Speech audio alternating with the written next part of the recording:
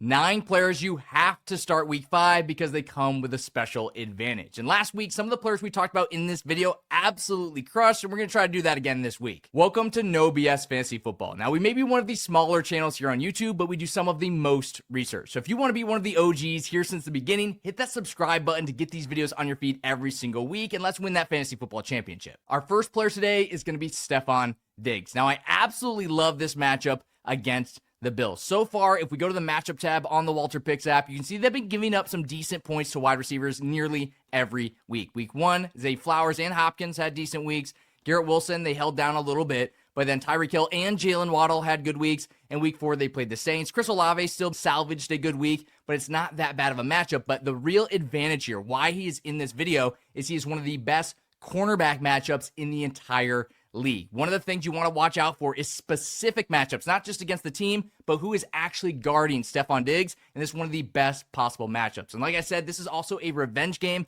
against the Buffalo Bills. I'm sure the Patriots want to get this guy a touchdown. That would really excite Diggs, really get this team motivated as well. So look for them to target Diggs, maybe drop some plays specifically for him in the red zone. With his great cornerback matchup in the revenge game, he's a great start in week 5. Our next player you have to start week 5 is Xavier Worthy. And don't let his points per game scare you, because he did get injured week 1 before he was really able to make an impact. Week 4, he's back in the game with 17 fantasy points. And he's got 2 special advantages this week.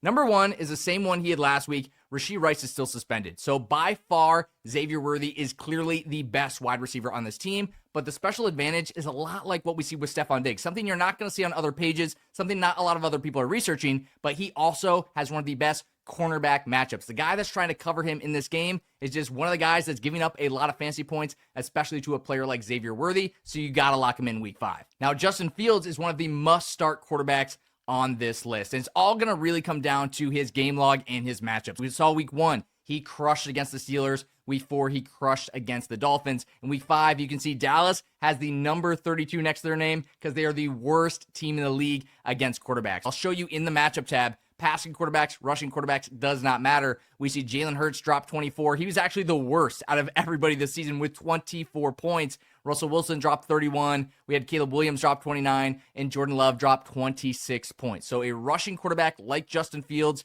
Breece Hall also going to be taking over a lot of the work here with his backup being injured. Having Breece Hall in there, Justin Fields rushing, this is going to be a huge opportunity for him to have a huge game in one of the best possible quarterback matchups. David Montgomery, he was on our sit list last week because he was facing the Browns. Proved us right. And this week, he goes back in the starting lineup. And a lot of this has to do with he's playing the Bengals. This is another one where we want to look at the matchup tab. Again, this is in the Walter Picks app. It's overpowered now that we're in week 4. Dylan Sampson, Travis Etienne, Jordan Mason, RJ Harvey, and J.K. Dobbins both had huge weeks. It's every single week the running backs are dominating in this game. Jahmyr Gibbs, he's obviously a start, but Dave Montgomery, he struggled last week, but don't worry, you can put him back in your starting lineup. The Cleveland Browns, they have an advantage that most other pages aren't talking about because they're not doing the research like we are. The Vikings offensive line. They have 3 offensive linemen who are out for this game. And obviously this Cleveland front doesn't need any extra help. They're already dominating. Now you can see in their tab, they haven't done great so far this season. Only good game was against Green Bay, but they faced Joe Burrow week 1, they faced Lamar Jackson week 2, and they faced Jared Goff in the Lions. This week, they're playing Minnesota in London, a neutral game site there, and they're going to be playing Minnesota with 3 down O-linemen, Carson Wentz at quarterback. This defense is going to feast. Now, the offense, they're going to be running Dylan Gabriel. It's going to be one of the lowest scoring games of the week. It's actually projected to be 36.5 points, but this Cleveland Brown defense, with the advantage of having the Vikings injured, is an amazing start this week. And I'll say next week, they play the Steelers, who have been struggling as well, giving up a lot of sacks. Then they play Miami, then New England, then the Jets. So this is a great defense to roster for weeks to come as well. Now, this guy may be on waivers in some leagues. If you're dealing with injuries at wide receiver or running back, I know so many teams are. Maybe add Luke McCaffrey. His special advantage this week, Terry McLaurin is already ruled out. Noah Brown is already ruled out. And Deebo Samuel is questionable for this game. Jaden Daniels is back as well. So that's a huge upgrade for this offense. We see week 3, he was startable, 14.6 points. Week 4, he was startable as well. Both weeks, he's had a touchdown, so not made a huge impact in terms of the reception numbers or the target numbers, but they're really not going to have anybody else. Debo had the huge game last week for the Commanders, so if he's missing this game and Terry's out as well, someone has to step up in the pass game. It's going to be spread around, but they will need to pass some, and Luke McCaffrey seems like the top option with all those injuries. Another player who may be on waivers in some leagues is Justice Hill. I actually think he's a must-add just to have for the rest of the season. We look over at his game log, and he had 5 receptions in this game. Now, I know it did get out of hand against the Chiefs, but Derrick Henry hasn't been running well. I'll show you Derrick Henry real quick, because this is the real reason you want to add Justice Hill. Because when we look at Derrick Henry, we're going to pull him up in the Walter Picks app here. He hasn't been doing well. I want to show you his rush attempts per game. He's had under 13 rush attempts in 3 out of the 4 games. Now, the schedule does get easier against Chicago, Miami. There's some good games on this schedule where they'll probably be able to run a little bit more. But with the Lamar Jackson injury, I don't know if they're going to be able to just keep handing Derrick Henry the ball. Plus, he's had some issues with fumbles. He hasn't been the most successful this year in the run game. We'll go back to Justice Hill, who's been crushing it in the receiving game. He's going to set you up with a good receiving floor. He's had some big explosive plays on the ground. And this week against Houston, I think he's going to have a good game because Derrick Henry, I don't think they're going to be able to just lean on him this entire game. You know, the Texans, that's going to be their main focus, is stop Henry when he's in the game.